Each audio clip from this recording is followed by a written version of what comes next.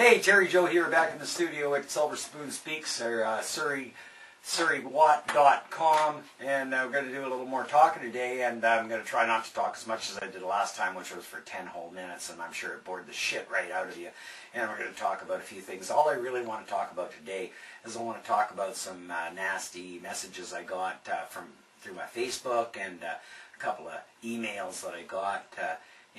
People got a rise out of some of the things that I said. Someone suggested that I was anti-Semitic. Not true. I had ancestors that wandered around the desert too. I'm far from anti-Semitic. But we won't go into that right now.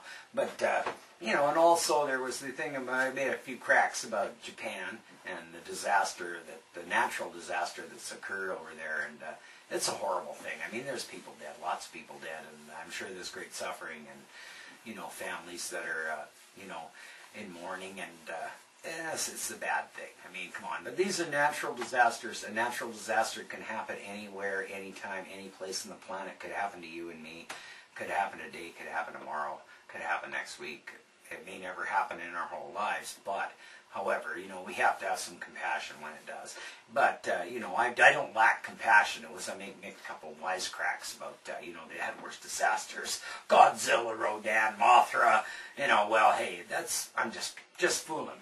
I'm just fooling. These are just movies. I realize it's make-believe. It's not real. Come on, Terry Joe's not a total idiot. I'm an idiot nevertheless, but I don't even have my own village yet.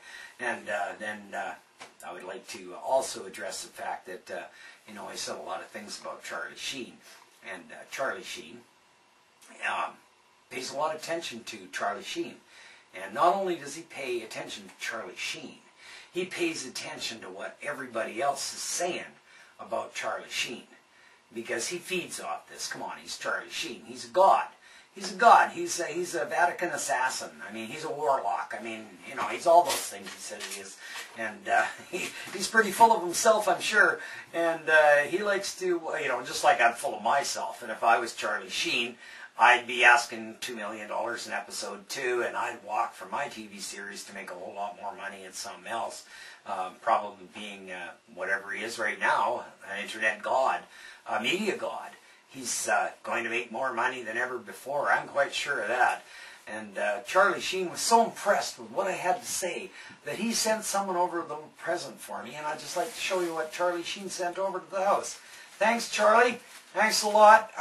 We're going to have a really good party later. I'm inviting some friends over, and, we'll be snorting a big long rail along the table all night long, and we'll be wide awake, and I'll be up all night, and I'll probably be back on here on surreywatt.com on Silverspoon Speaks, and I'll probably have a lot more to say, and I'll probably be saying it really fast, and you won't understand most of it, and it'll be said in riddles and whatnot, and it'll be just incoherent rambling.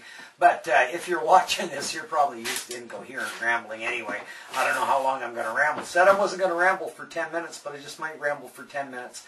It just depends on how I feel. I might ramble for 20 minutes, but I'm not going to give you 20 minutes of my rambling because I can only fit 10 minutes on at a time on YouTube, and once they get wind of what I'm doing, wasting a whole 10 minutes on blabbering incoherently like this, they're probably going to change the rules, and they're probably going to allow everybody only a minute and a half or so, but then I'll have to talk really fast to get a lot of things in a minute and a half, like you're watching a television commercial.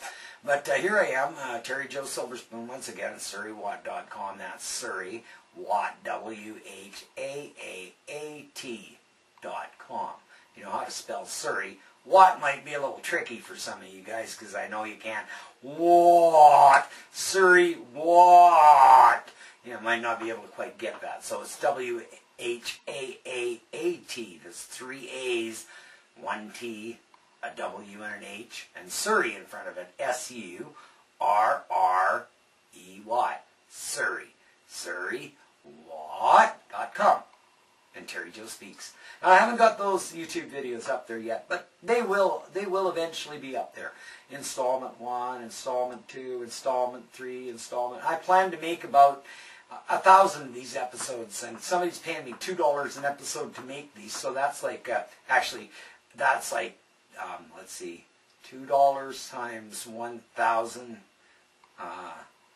well, It's a lot of money. More money than I've ever made at $2 an episode. And that's exactly what I'm worth. I figured Charlie Sheen's worth $2 million an episode. I'm worth $2 an episode, so that's what I'm getting paid for doing these. $2 an episode. And you know what? If you were to go on YouTube and do episodes like this and find somebody to pay you $2, if you did 1,000 episodes, you'd also make $2,000. That's an awful lot of money today, especially in Canada, where money is so hard to make. And, you know, I figured 10 minutes times 1,000, that's only, well, I don't know, that's a lot. 100,000 minutes of my time?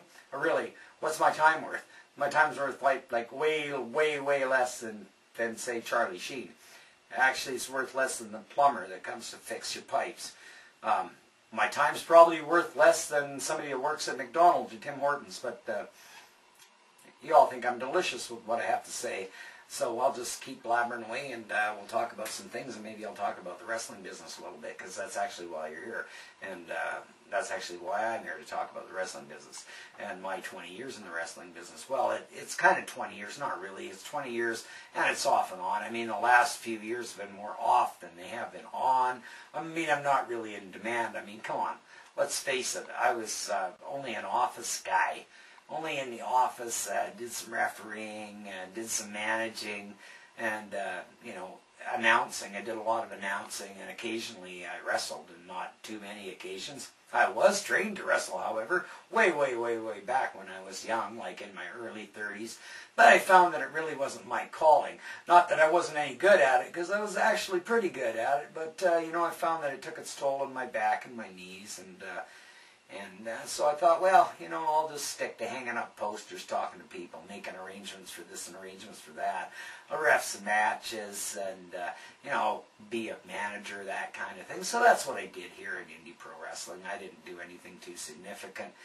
In fact, they tried not to use me whenever they could, except for at a couple points in time. I was a promoter of the business here, and I might point out that I didn't do too shabby as a promoter. The business actually did good under Terry Joe Silverspoon, even though a lot of people like to critique what I did and the way I ran my angles, and some of the workers that I used they didn't like a whole lot. Why? Probably because they were weirdos or they weren't really good, you know, by their standards. And the standards have changed a lot, especially since the business has become all this markety mark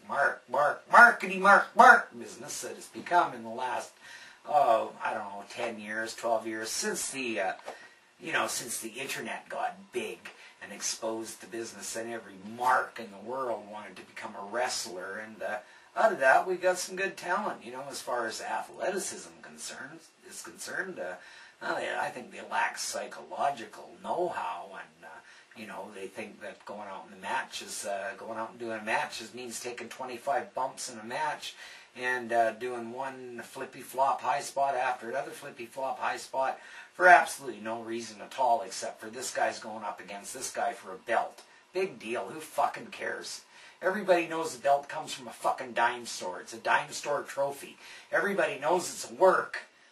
Yeah, all these fucking marks know it's a work, so you try to make it out like it means something. It means shit. That's why you got 100 people in the building, because you're not doing any angles about anything else except for, I'm going to be the champion. I'm going to be the champion of this, and I'm going to be the champion of that, and we're going to have a battle for the belt. The battle of the belt? Fuck. Every mark knew the belt was a fucking gimmick in the first place 35, 40 fucking years ago. Fuck. Come on, get real. Go on there and do some real work. Go and do some work those fucking marks. Weezer Kizardi, for fuck's sakes, you know? Come on, let's give the business what it is. Let's give it its due. It's a work. Supposed to take those people and put them in your hand. Put them in your hand. Make them believe. Make them believe. Make them believe, you know? But you don't need to do 25 bumps in a match to make them believe. You don't need to do one high spot after another high spot after another high spot. Risking life and limb to get a bunch of oohs and ahs from 100 people. Come on. You know? Let's get out there and do it. Go out there and do it. And get it done. Get her done. Get her done. Fuck's sakes. See you later. I'll talk later on this shit. Bye.